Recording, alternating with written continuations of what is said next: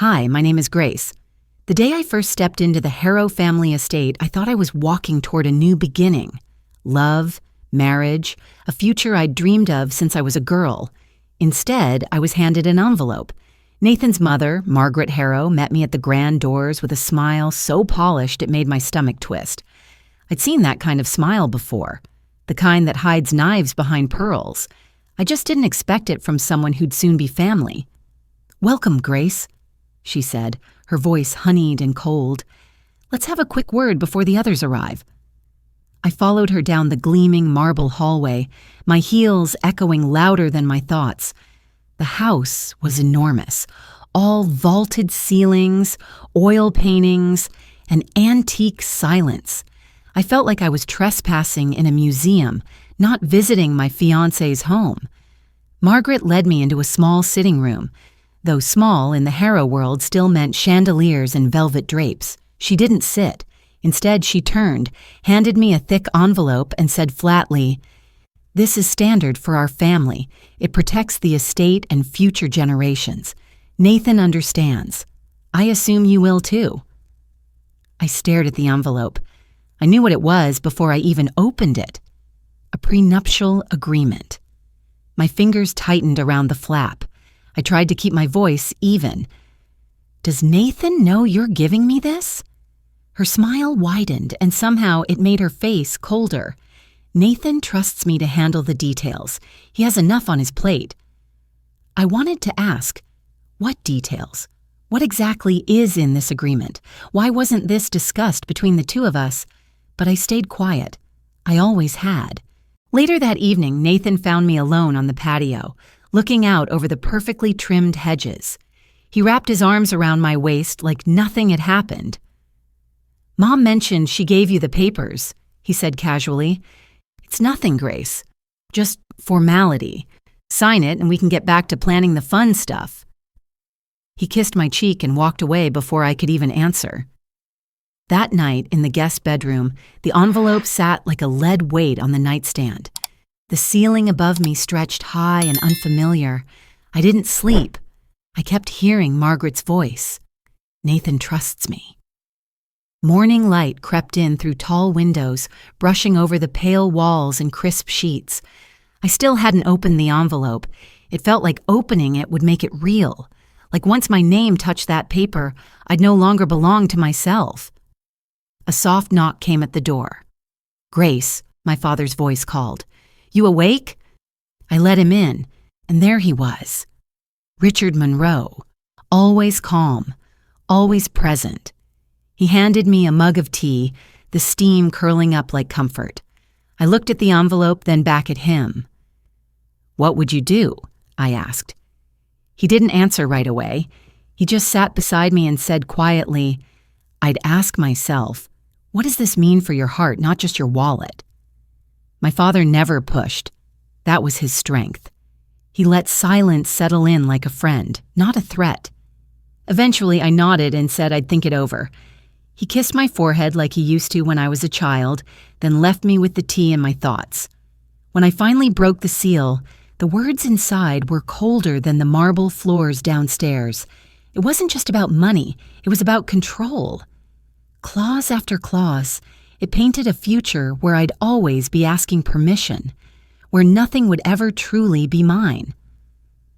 That afternoon, I found Margaret in the sunroom. She was arranging fresh flowers, as if everything in her world could be curated, even me. "I read the agreement," I said quietly. She looked up, barely interested. "And?" I swallowed. "It's extensive." "Of course it is," she said, not looking at me. "You come from modest means. I'm sure it feels unfamiliar." That word, modest, stung. Like my background was a disease to be managed.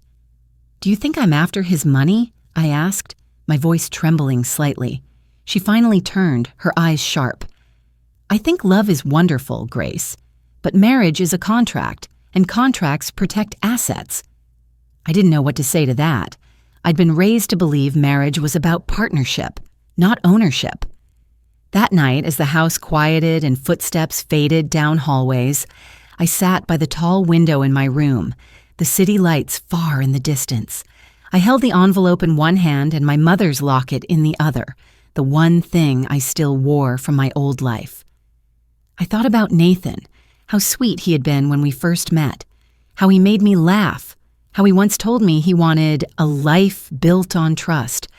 But now, this?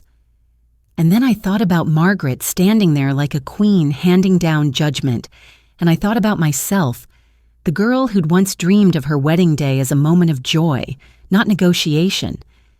Somewhere deep inside me, something shifted. It was small, quiet, but solid.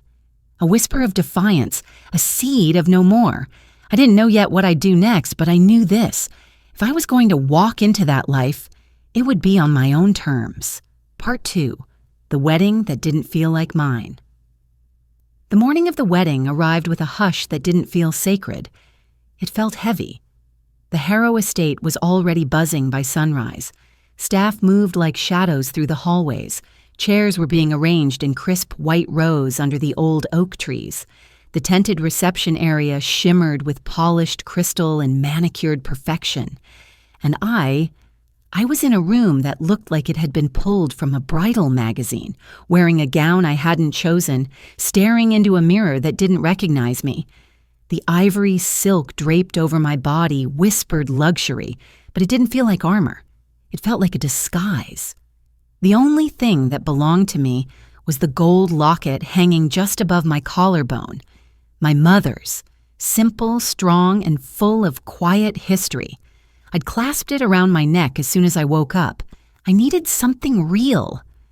Margaret swept into the bridal suite without knocking, of course. She moved with the grace of someone used to being obeyed. Her eyes landed on the necklace first. Her smile thinned. "That's quaint," she said, adjusting a piece of lace on my sleeve without asking. "But I suppose it's fitting. A family heirloom?" I nodded. It was my mother's.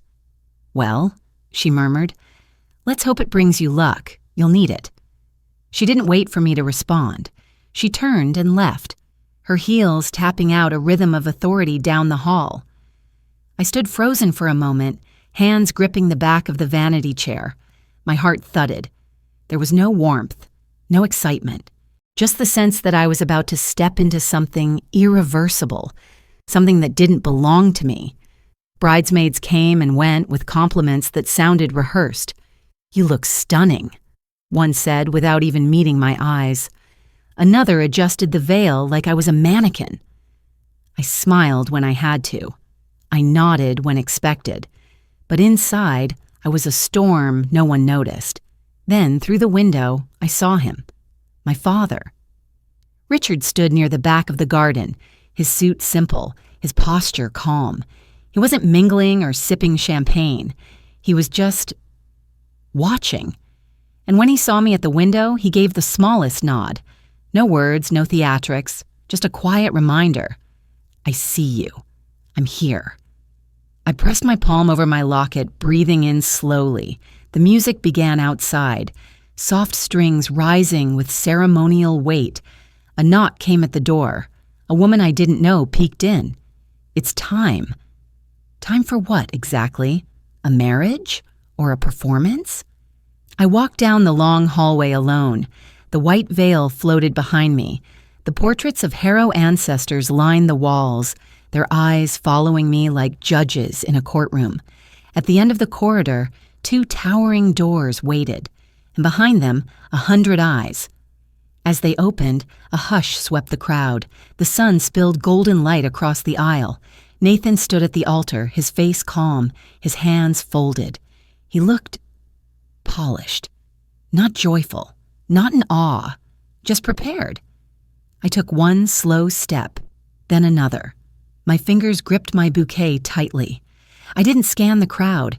I didn't look for approval. I just looked ahead. My father met me halfway. He took my arm and leaned in. "You don't have to do this," he whispered, voice steady. "I'll walk you out of here right now." I stopped breathing for a second, but I shook my head. "Not yet." He nodded, no judgment in his eyes. Just love. He kissed my forehead, placed my hand in Nathan's, and stepped back. Nathan leaned close. "You okay?" I smiled, the kind of smile that feels like tape over a crack. "I am, if you are." The vows began. I spoke mine first, my voice trembling only slightly. I clutched my locket as I said the words, as if the chain itself was keeping me upright. When it was Nathan's turn, he glanced at his mother before reciting them. That glance, that tiny flicker of hesitation, Gang said everything. Then came the kiss. It was brief, polite, like the closing of a deal. Applause rippled through the guests, all controlled and practiced. No whoops, no joy, no laughter, just moneyed approval. As we turned to walk back down the aisle together, I felt like I was being paraded, not celebrated. The reception was held in a grand tent, lined with chandeliers and draped in silk. Crystal glasses clinked. Laughter floated above soft jazz. Servers moved like ghosts, trays never empty. I stood to the side, watching the performance unfold around me. Nathan had drifted away, already deep in conversation with a cousin I didn't recognize. I reached for a glass of water, trying to settle the tightness in my chest. That was when Margaret appeared, flanked by two women who looked carved from the same mold, rich, poised, and sharp-eyed. "Congratulations, Grace," she said smoothly. Her lips curled. "You've done your best, despite your humble beginnings." Her friends tittered behind her like parrots. I didn't flinch. I just pressed a thumb to my locket and smiled faintly.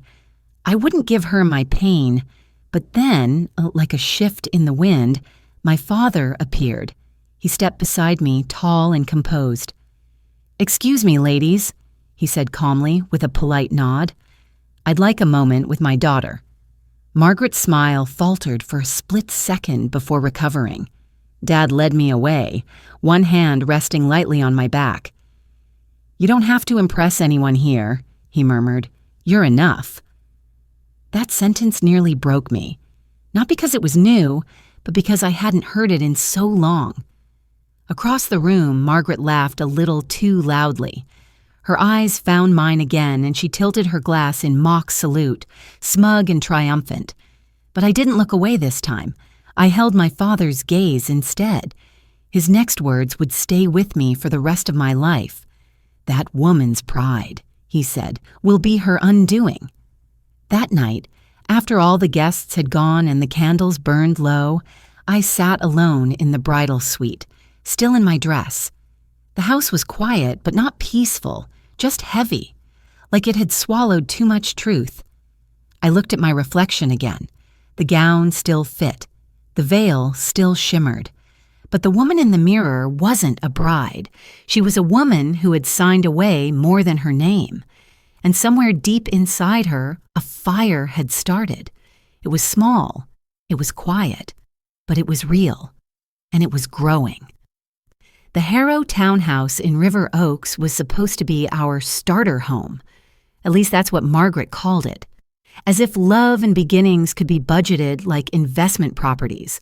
But from the moment I moved in, I knew this house wasn't mine. It didn't even feel like Nathan's.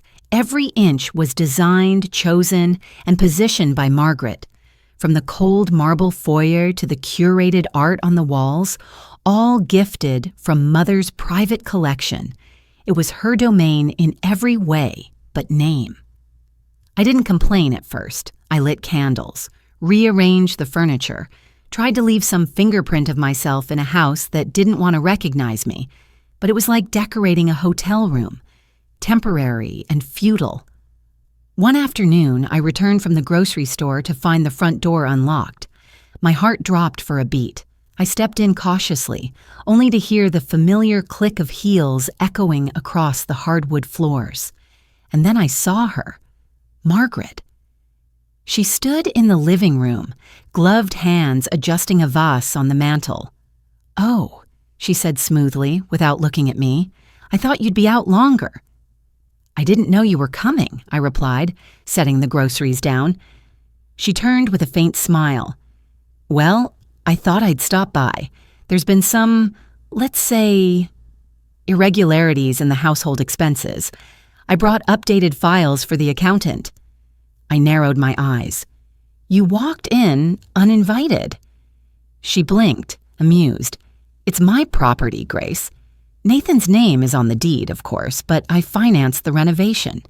You didn't think this place came from his salary, did you? I said nothing. She stepped closer. Let's not pretend. You're living a life that was built before you arrived. The least you can do is respect the architecture. Her words slid through the air like cold wind. I crossed my arms. Respect isn't demanded, Margaret. It's earned. Her smile tightened. Careful, Grace. That tone doesn't suit you. No, I said evenly. What doesn't suit me is pretending. Pretending I'm part of this family when I'm being treated like a guest with a leash. Her eyes sharpened. And what exactly do you think you are? She asked. I took a breath. I think I'm someone who deserves to be more than decorative, more than an asset to manage. I married your son, not your bank account. And I certainly didn't sign up to be audited by his mother. Margaret laughed softly, as if I were a child saying something precocious. You're young, she said. You don't yet understand what it takes to survive in our world. Then maybe your world isn't for me, I said quietly. For the first time, her smile faltered. There it was, the fracture in her armor. Just a flicker. But I saw it. She turned away abruptly, her heels clicking against the tile as she retrieved a folder from her bag. She laid it on the coffee table like a threat. Since you're so determined to protect yourself, I suggest you review these. I've had to clean up a few of your financial messes. I haven't made any financial messes, I said, unless you count the ones you created while pretending to be me. She looked at me sharply. You can't prove that.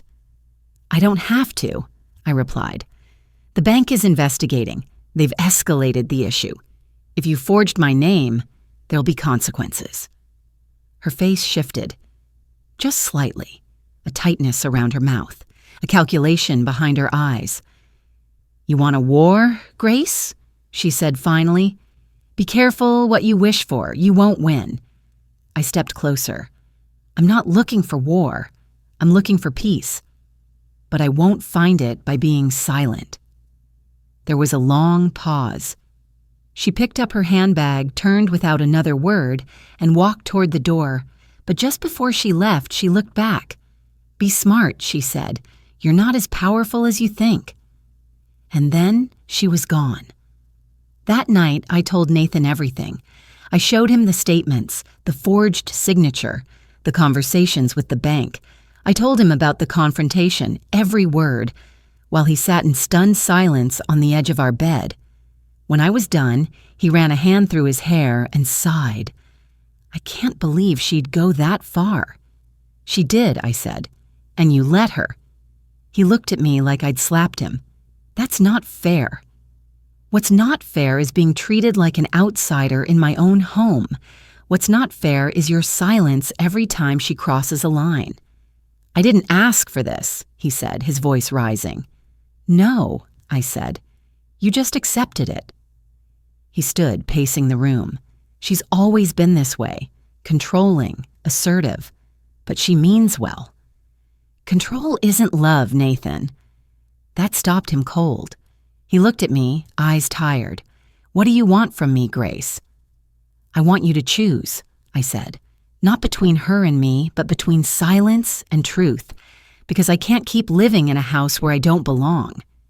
He didn't respond. He just sat back down, and that, more than anything, was my answer. 2 days later, a delivery truck arrived. I hadn't ordered anything. The man at the door handed me a clipboard and said, "We're here to collect furniture for return. Margaret Harrow gave instructions." Return?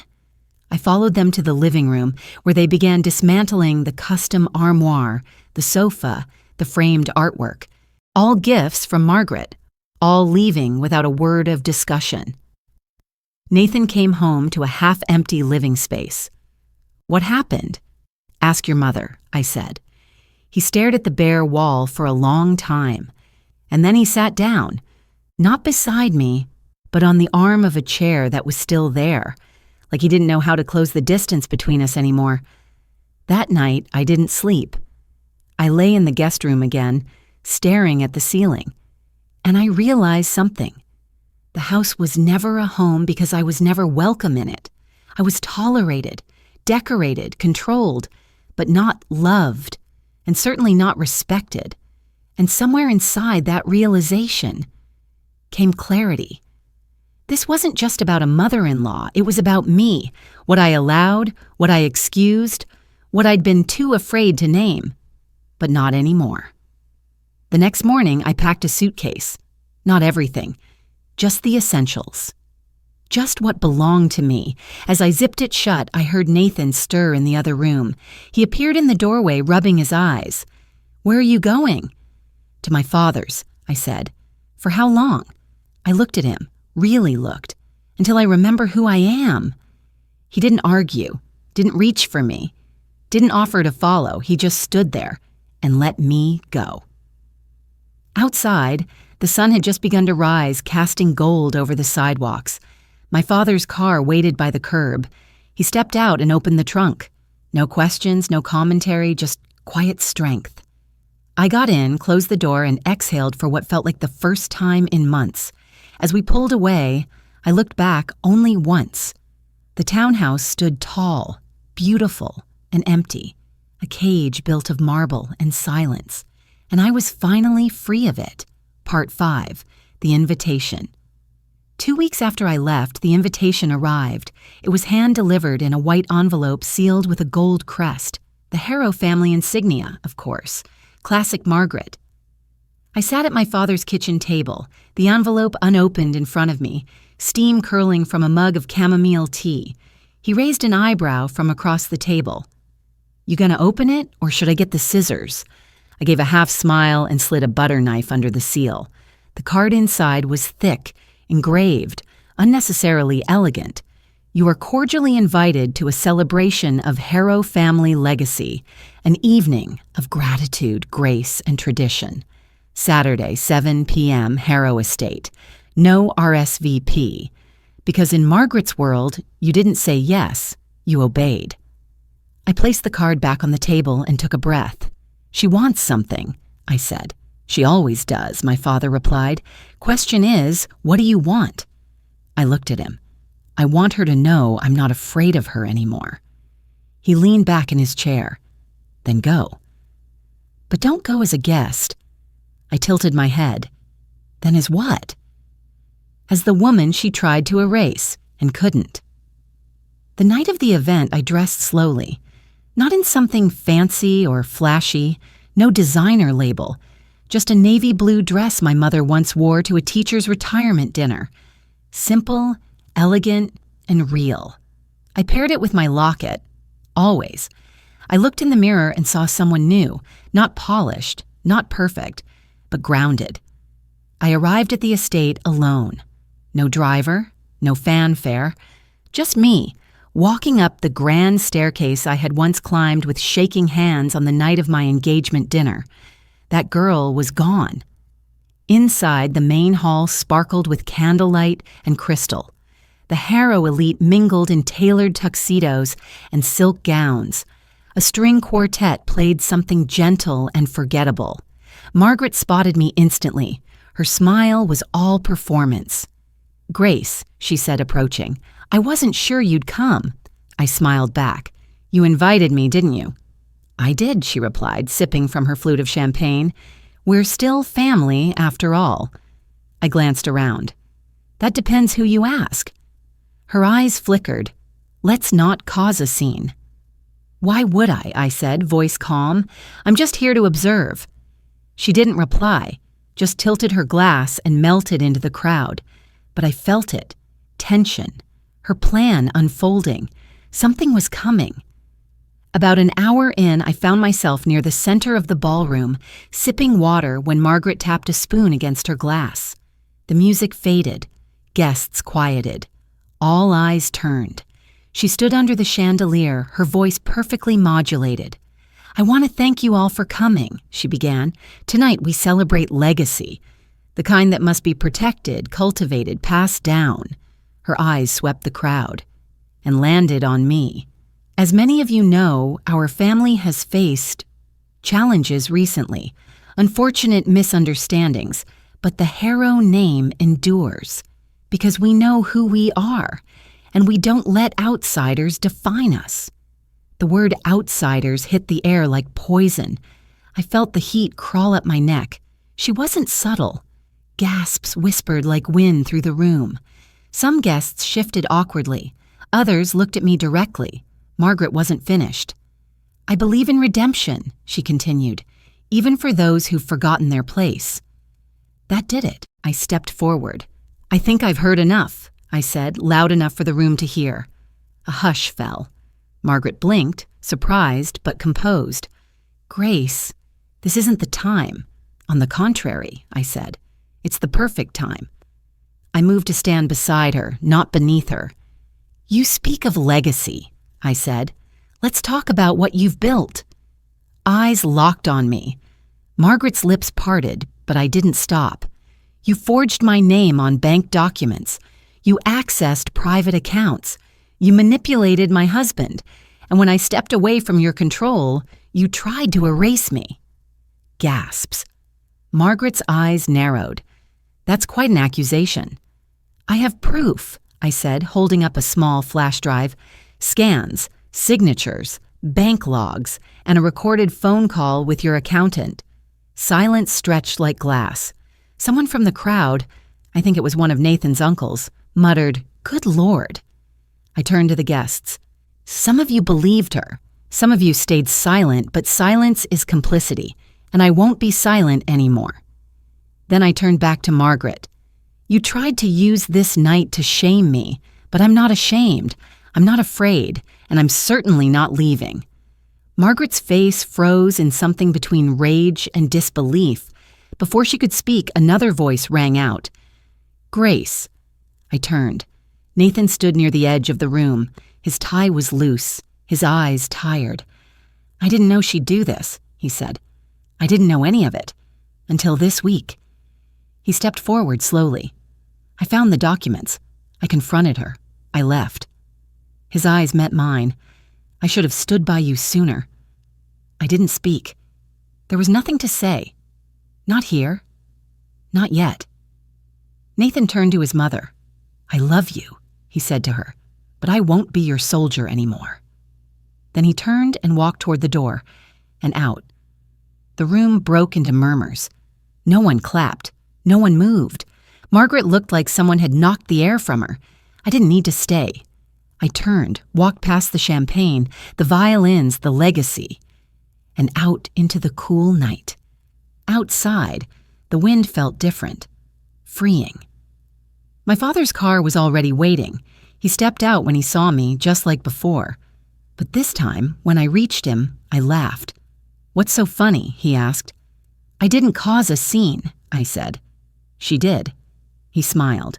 Well, about time someone told the truth in that house. I looked up at the sky, stars peeking out behind the clouds. I'm not going back, Dad. I know. I don't want revenge. I know that too. I just want to help women like me. He put a hand on my shoulder.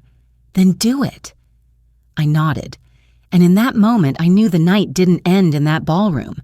It began in this car on this street with this fire in my chest. Part 6. What comes after silence. Healing doesn't arrive like thunder. It comes quietly, like breath in cold air, soft and invisible, until you notice it's there. For weeks after the Harrow Gala, I lived like someone relearning how to move inside her own body.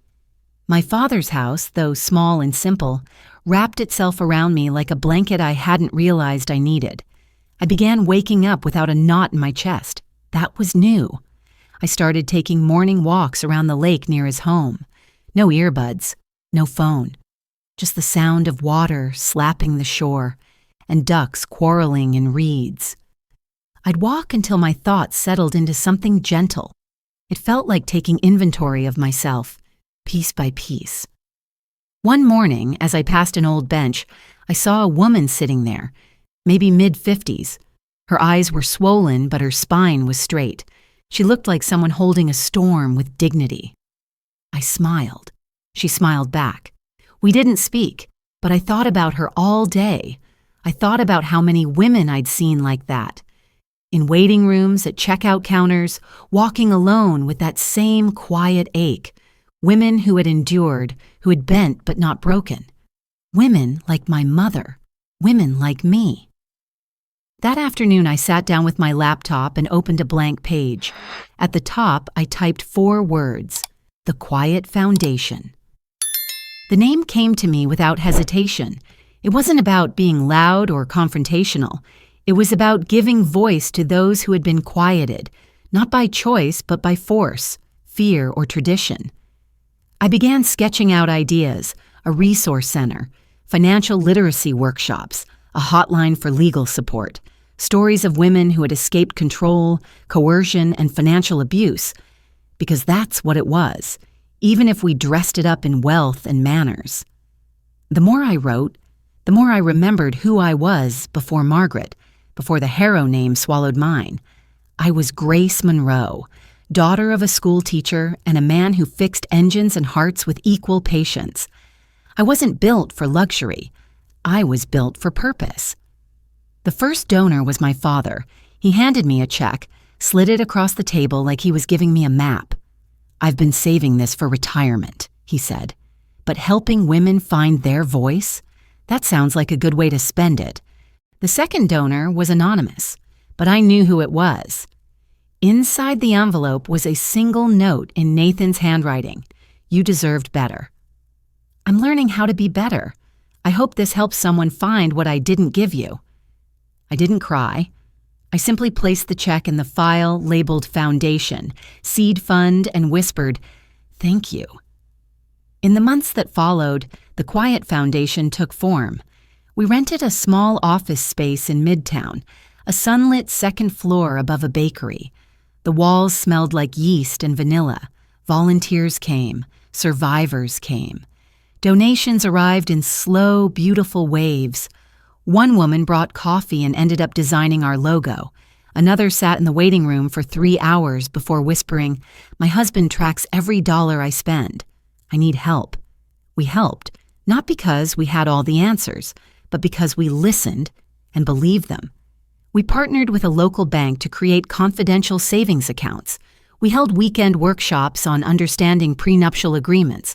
We gave women the language to name what had been done to them, not weakness, not drama, abuse, hidden beneath good manners and joint tax returns. And when women began telling their stories, they did so with trembling voices that turned steady over time. They started whispering, then speaking, then teaching. One afternoon, as I was closing the office, I found a small envelope slid under the door. No name, no address. Inside was a folded note: "You saved my daughter. Thank you for making silence feel less permanent." I held that note in my hands for a long time. Then I placed it in a frame. Some evenings I'd still walk to the lake. Sometimes alone. Sometimes with one of our volunteers. One night, I found the same woman I'd seen months before on the bench. I sat beside her without asking. After a moment, she said, "You're Grace." I nodded. "My daughter came to your office," she added. I looked at her gently. "Is she okay?" "She is now," she said, smiling. "She was married to a man who made her feel small. You gave her words for what she didn't know how to name." I nodded slowly. "I didn't give her the words," I said. "She already had them. I just helped her remember how to speak." We sat in silence. But it wasn't the kind that hurt. It was the kind that healed. That night, at home, I stood in front of the mirror. Same reflection, same eyes, same locket. But everything else had changed. I thought of Margaret. I thought of how she wielded silence like a weapon. Used it to shame, isolate, control. And I realized I had taken that silence and turned it into something else. Not vengeance, not bitterness, but a bridge. For myself, for others. 1 week later, I received a letter from a publishing house. They'd heard about the foundation, about the workshops, about the stories. They wanted to help fund a book. a collection of voices from women like me, like the woman on the bench, like the daughter who walked out of a bad marriage and into herself. I held the letter close and whispered, yes. Not because I wanted to be known, but because someone, somewhere, was still quiet, and she deserved to hear her own story told, out loud. The ballroom was smaller than the Harrow estate, but warmer. Instead of chandeliers and champagne, there were folding chairs and warm string lights. Instead of forced smiles, there were soft nods and eyes filled with understanding. And instead of silence, there was something more powerful: truth. It was the 1-year anniversary of the Quiet Foundation, and I was standing backstage behind a plain wooden podium holding a stack of note cards I already knew I wouldn't use. The room was filled with women, and a few men, who had lived what I had lived. Not always the same story, but the same pattern, being diminished, doubted, disbelieved. Some had brought their daughters. Some had brought themselves for the first time. In the front row sat my father, arms crossed gently, his proud smile as steady as ever. When my name was called, I walked to the mic without hesitation. For the first time, I wasn't speaking to defend myself. I was speaking because I could. "Hi," I said, scanning the faces before me. "My name is Grace Monroe." And for a long time, I didn't speak. Not because I didn't have something to say, but because I thought no one would listen. I paused, letting that land. I was raised to be polite, to be quiet, to keep peace, even when it cost me pieces of myself. I married into a family where silence was currency, and control came wrapped in kindness. Soft murmurs of recognition passed through the crowd. I stayed silent when they handed me a prenup I didn't agree to. I stayed silent when they accessed my bank account without my consent. I stayed silent when I was told not to take it personally. I gripped the sides of the podium, but silence doesn't protect us. It only isolates us. A woman in the third row wiped a tear from her cheek. So one day I chose to speak, not perfectly, not loudly, but truthfully. And that choice, that tiny crack in the wall, became a door. I looked out across the room. You walked through that same door. And tonight, we're here because we chose to speak, to listen, to believe. Applause rose slowly, not polite or rehearsed, but real. When it faded, I continued. Since starting this foundation, I've learned something powerful. We don't need to be saved. We need to be heard. We don't need rescue, or we need resources, support, language, and each other. I felt the warmth rise in my chest. This isn't just my story. It's yours and hers. We don't all have the same scars, but we know what it means to be told we're imagining them. A gentle hum of agreement swept the room. And to those still sitting in silence, wondering if their story matters, it does. You do. I looked down at my locket for a moment, then smiled. This foundation isn't about revenge. It's about repair. It's about reclaiming the parts of ourselves we were told to give away and teaching the next generation to keep them close. The crowd rose to their feet, clapping. Some women cried. Some stood with hands over their hearts. My father stood too, not clapping, just looking at me like he always had. Steady, quietly proud. I stepped back from the mic, tears in my own eyes, and breathed in the sound of something I never used to believe in, my voice. After the event, people came to hug, to thank, to tell their stories. A woman named Camille pressed a handwritten letter into my palm and whispered, "This place saved me." I nodded, too moved to speak. Later, as the room emptied and the lights dimmed, I stood alone for a moment in the quiet. But this time, silence didn't feel like a trap. It felt like rest, like peace earned. That night, at home, I placed Camille's letter on my desk beside the dozens of others we'd received. Then I opened a blank notebook. At the top, I wrote, "Book title: What Comes After Silent Stories from the Women Who Stayed and the Women Who Left." and beneath that I wrote the first sentence. I thought I needed permission to leave. Turns out I just needed to stop asking. In another life, I might have walked back into that Harrow house. I might have tried harder to be liked, to be accepted, to be less. But not in this one, not anymore.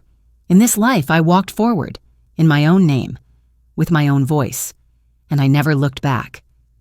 Grace's story reminds us that silence can feel safe, but sometimes it's just another kind of cage. She gave up comfort to reclaim her voice, and in doing so, helped others find theirs too. If you've ever felt small, unheard, or dismissed, know this: your truth matters. Your voice matters. You matter. Thank you for watching. If this story spoke to your heart, please like, share, and subscribe. And always remember, you matter, and your love leaves a mark.